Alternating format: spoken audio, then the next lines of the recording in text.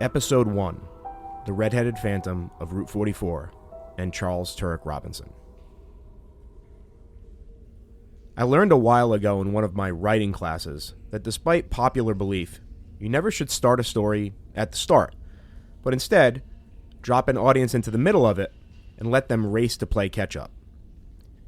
In this instance, I don't think that it should be too hard to do that because I'm still kind of in the middle of this story right now, or at least what I think could be the middle. I do know that there's no way in hell it's the beginning, and certainly from my point of view right now, there's no clear end in sight. Either way, let's drop you in where I got dropped in, almost 32 years ago now, and let you play catch-up. I'm going to share a story with you, a ghost story, as I first read it back then, line by line.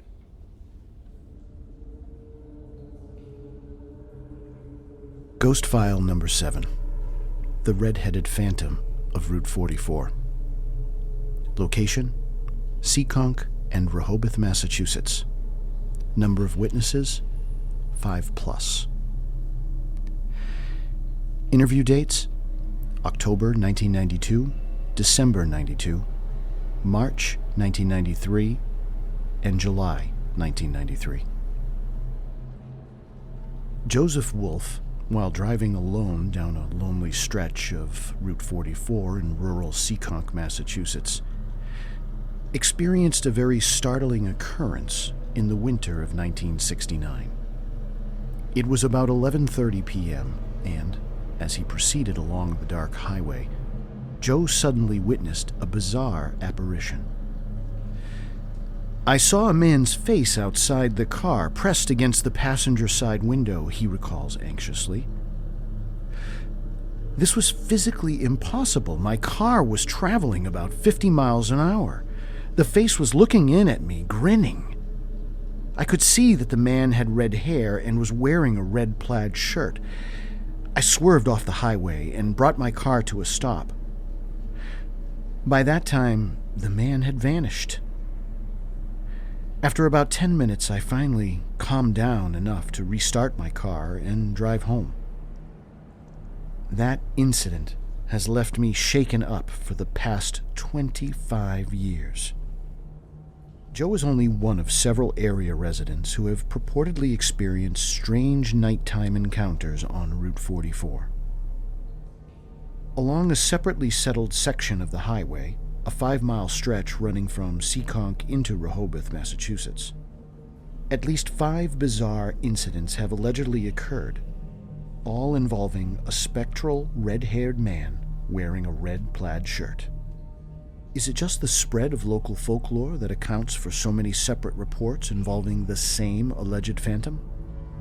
The skeptics among us might say so, though it should be noted that the witnesses interviewed by the author were intelligent, non-superstitious people who related their accounts sincerely, consistently, and credibly. In all cases, they had clearly been affected by their very strange experiences. Fed Dupree, a resident of Seekonk, Massachusetts, allegedly encountered the phantom on a summer evening in 1973 when he was traveling that part of Route 44 in his pickup truck. "I saw a man hitchhiking on the highway," he recalls. "He was about 40, and he had thick red hair. He was wearing blue jeans and a red plaid shirt. He looked normal enough, so I stopped to give him a lift. It was fairly late, about 10 p.m., and I thought that maybe his car had broken down." Fred pulled to the side of the highway about 30 feet in front of the hitchhiker. In his rearview mirror, he could see the red-headed man hurrying toward the truck. "He reached the truck and then climbed in," Fred indicates. "I pulled back onto the highway and began to drive. I asked the man where he was going. He looked at me sort of blankly for a minute, and then he smiled. He didn't say anything, so I asked him again where he was going. He still just kept smiling at me. He was starting to make me feel a little uneasy. I pulled the truck to the side of the road and told him to get out. He did get out, but not quite the way I was expecting. He didn't open the door and climb out of the truck. Instead, he just vanished. Right in front of my eyes, he started to get very hazy until I could begin to see through him, and then he just disappeared. It took me a long time to accept what I saw that night. Barbara Sutton's encounter with the phantom was even more unsettling. On the evening of February 25th, 1981, the Taunton resident was driving home alone after a visit with her daughter in Seekonk. As she proceeded down the dark section of Route 44, she suddenly saw a man standing in the middle of the highway, about 50 feet ahead of her car. He appeared out of nowhere, she says. I was going about 60, and he just suddenly standing there in the middle of the road. There was no time to brake or even swerve the car. In a matter of seconds, I ran him over. I mean, I thought I had. Actually, my car passed right through him. There was no thud. There was no damage to my car. When I stopped the car and checked the road, there was absolutely no trace of the man. It just made no sense. Feeling shaken but relieved that she hadn't actually hit someone, Barbara began to walk back to her car. All of a sudden, she heard something startling. I heard this loud, horrible laughter coming from the woods to the side of the road, right near the spot where I thought I hit the man. Barbara remembers. The laughter was terrible. I quickly got into my car and locked the doors. I started the car and pulled back onto the highway. After driving along the highway for about another half mile, Barbara was suddenly startled to see the strange man again standing in the middle of the road. Like before, he just appeared out of nowhere in front of my car, she says. I had no time to stop or swerve. I drove into him, but my car passed right through him just like the last time. There was no thud or anything. I stopped the car at the side of the road, but this time I didn't get out. I just stuck my head out of the window and could see that the road was empty. Then I suddenly began to hear that laughter again, except this time it was even more horrifying. Because it sounded much closer, like it was coming just from outside the car, only a few feet away. I quickly rolled up the window and pulled my car back out onto the highway. I floored my car and just flew out of there. From her early brief glimpses of the man in the car headlights, Barbara says she is quite certain that he had red, thick hair and a red plaid shirt. She has never encountered the ghost again, though. Whenever driving at night, she feels terrified. Even 15 years after her encounter, she still avoids that part of the highway and instead uses side streets. Harry and Sheena Hansen are Swansea residents whom also claim to have encountered the red-headed phantom. On the evening of October 16, 1984, the couple's station wagon broke down on Route 44, close to the Seekonk-Rehoboth line. The breakdown occurred a little after 10 p.m. I told Sheena to stay with the car, Harry indicates. I began to walk up the highway, hoping to find a house with a light on where I could call AAA. I had walked a fairly good distance when suddenly I saw a man sitting on the side of the road. He was a sloppy-looking guy with messy red hair. He had on a red shirt that wasn't tucked in. He looked maybe 50 or so. I thought it was sort of strange that he was just sitting there at that time of night. But I approached him and asked him if he knew where I could find a phone. Harry asked about the phone several times. The red-headed stranger didn't respond. Instead, he stared at Harry with a strange grin. Finally, Harry asked the man if he was okay. Suddenly, the man's face got very strange, Harry remembers. He stopped grinning, he twisted his mouth, and I noticed that there was something wrong with his eyes. They were all clouded over, no pupils or anything, just blank and all white. I began to feel weird and started to walk away from him. As I hurried away, I heard the man laughing. I turned around, but he was no longer there. I mean, I could no longer see him there, but I still heard the laughing, as though it was coming from just a few feet away from me. And the laughing kept switching locations. First I heard it in front of me, then behind me, then to the left of me. It was bizarre. I began to run along the highway back towards the car, and as I did, the laughing followed me for a good 200 or 300 feet. It scared the shit out of me, and then it suddenly stopped. When Harry finally reached his car, he noticed that Sheena was as upset as he was. She was crying, and she said that something very strange had happened while I was gone, Harry indicates. While she had been waiting for me, she turned on the car radio. She said that a strange voice cut into the song. At first she thought it was the DJ, but then the voice began to address her personally by name. Over the car speakers, the voice began to taunt her and laugh strangely. So finally she jumped out of the car, but she was too afraid to go anywhere. The couple eventually flagged down another car and were driven to a payphone, where they called AAA. To this day, we can't explain what happened, Harry says. Sheena is a much more nervous person ever since the incident, and actually so am I. I don't know who the man on the highway was, but there was something very, very unnatural about him. Something that I'm not sure I even want to understand. Author's note. When the author began a series of unrelated ghost accounts on a local newspaper involving a different alleged phantom entirely, he was contacted by no less than 6 area residents, including those quoted above, who wanted to report bizarre nighttime encounters with a strange, red-headed man along Route 44. Who is or was the red-headed man in question? There are no clear clues as to his identity, though over the years there have been numerous fatal car crashes on Route 44, several of them in that immediate area. Is the ghost a remnant of some person who died on the highway? Someone who refuses to acknowledge his death and who therefore still lingers at the scene of his demise?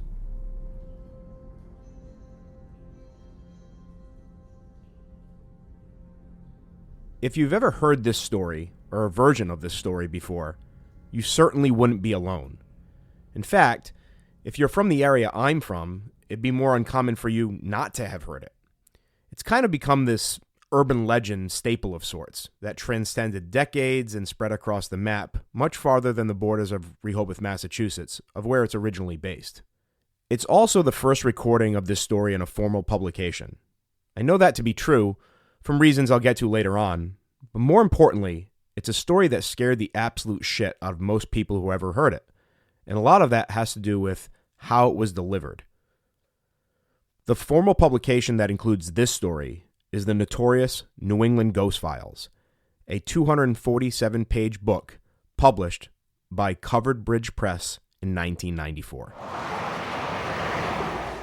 Every small town has its share of ghost stories, but in the Taunton-Rehoboth area of southeastern Massachusetts, there seems to be more than enough to fill a book on the subject. And that's just what author Charles Turek Robinson did. His book, The New England Ghost Files, chronicles some truly frightening tales of local encounters with the great beyond. The New England Ghost Files evolved out of a local series of articles I was doing pertaining to hauntings in the Rehoboth area. The people telling me these accounts in some cases were very educated people, not people prone to superstitious flights of fancy. Again, you could tell they had really been affected by something, and once they had read my articles, they obviously they seemed to have a need to talk to somebody about their own experiences. So those accounts I investigated, and eventually I had, over a 3-year period, had assembled enough material for a book. One of the most frightening accounts from the book occurred right here. Legend has it that this section of Route 44 on the Rehoboth-Seekonk town line is haunted by a mysterious red-headed phantom. Mysterious, and some say malevolent. He's an apparition that appeared supposedly beginning in the 60s. and a gentleman was driving down Route 44. It was late at night. The New England Ghost Files was And special and unique. he suddenly It included saw 58 quote-unquote ghost files told by the author in the same journalistic interview-style format that makes them, authentically, even more creepy. It was a regional bestseller, and more likely than not, a New York Times bestseller. How I can't be sure of that data, I'll also get to later on. But to say it was horrifyingly popular would be an understatement. In the little town where I'm from, it was carried around in backpacks alongside school books and viewable on many store end caps, a place you definitely won't see it today. In fact, finding a copy of it now is a chore in itself. It's been out of print now since the 90s, and the only copies in existence can be found on Amazon or eBay to the tune of $114 or so, if you're lucky.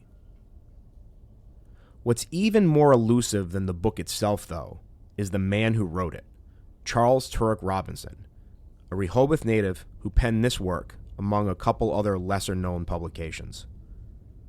To say I was a fan of his at 9 years old would be an understatement when I first got my hands on this book. The author, who lived just one town away from me, helped cement my obsession with New England folklore. You see, I grew up on New England history and folklore. I credit most of this to my mom, who was a voracious reader and hobbyist historian who seemingly read to me about every little tidbit that makes New England, well, New England. It wasn't just bedtime stories of Paul Revere either, though. Needless to say, I was the toddler who could point out the church the British set fire to in Bristol in 1812, or the Revolutionary War soldier's gravestone that sat in my backyard in Dighton, Massachusetts. Yeah, a bit morbid for a child, but it all stayed with me to this day.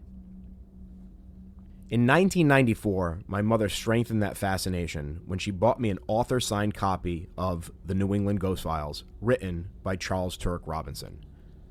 As a young kid, I was totally obsessed. The Ghost Files both entertained and it terrified me. I read it countless times. In fact, it even led me to collecting other local New England folklore and paranormal books over the years. That said, none of them satisfied me the way that Ghost Files did. It certainly was one of a kind, a blend of lore and journalism and storytelling that I had never seen before, or really since. The author, Charles Turek Robinson, or Chip Robinson as many knew him, was certainly one of a kind as well. For years, I only knew him as the talented ghostwriter guy that signed my book when I was a kid. But every publication, and there weren't many, he released thereafter, I sought out and read immediately. I'm sure many others did too, as his follow-up, Ghost Files, New England Ghosts, Crimes, and Oddities, sold out completely within a week. However, it would be his near last major publication. As it turned out, Chip Robinson became more of a ghost than the ones that haunted his books. I never saw another publication from him again. Nearly 30 years later, after re-stumbling on Ghost Files, sitting in a moving box, I wondered, whatever happened to Chip Robinson? So, I Googled it. It was sparse to say the least. An old Taunton Daily Gazette article with a picture of him holding his book in a cemetery, an Amazon listing for a used copy of Ghost Files, selling to the tune of $125, mind you, and one glaring item a few posts down: his obituary. I can still remember that sinking feeling when I read that post. A man I only knew through his writing had died, but more significantly, it felt like a piece of my childhood did as well. My favorite author from childhood was no more, and suddenly I felt the need to know why, especially for a man that was just over 50 years old. Whatever happened to Charles Turek Robinson?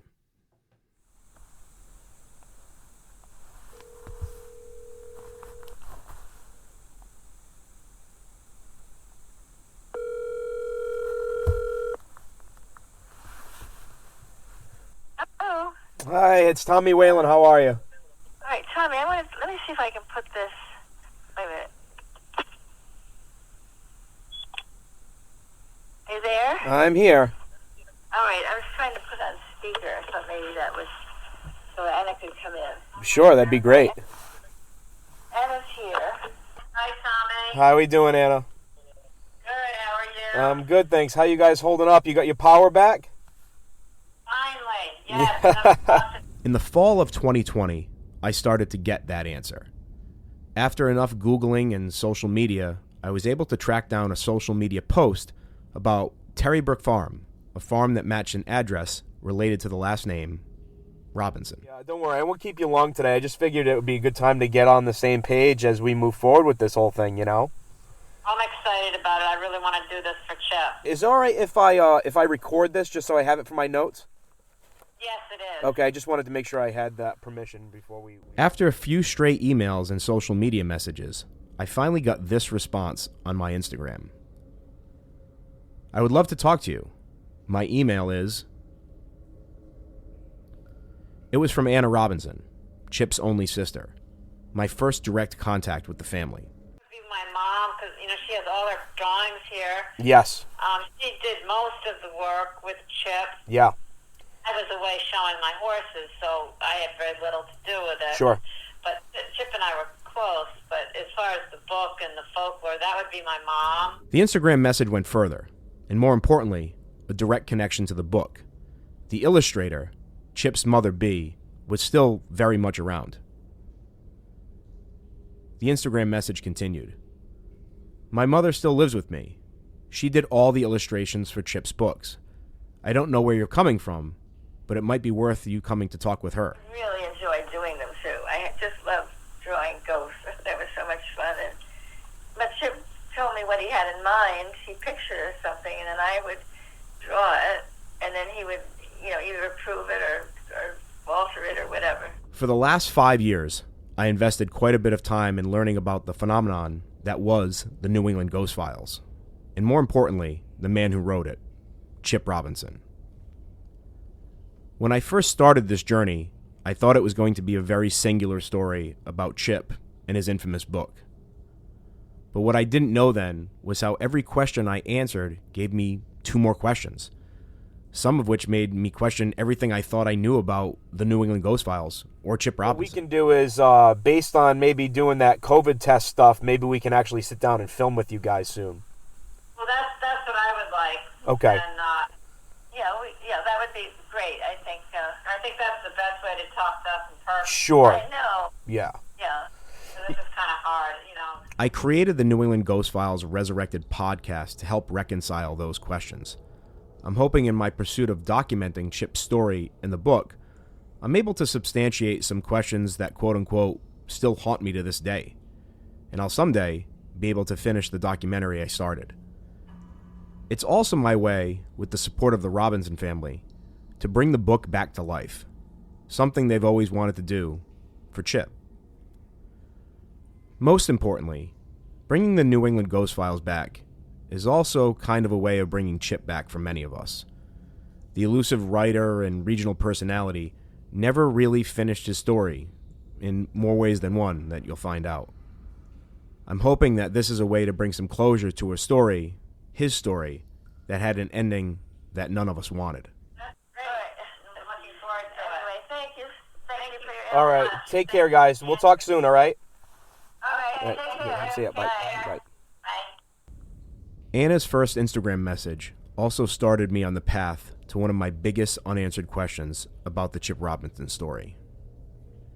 She writes, Chip died in October of 2017. I don't know if you knew that. I did, I said. As morbid as it was, if I was really being honest with myself, that was one of the questions that led me to reaching out to the Robinsons in the first place. In fact, it was the question. I needed to know, what happened to my favorite author, Chip Robinson? I thought I would be better prepared for that answer, but in reality, I could have never guessed just how complicated and mysterious Chip Robinson actually was. Next time on The New England Ghost Files, Resurrected.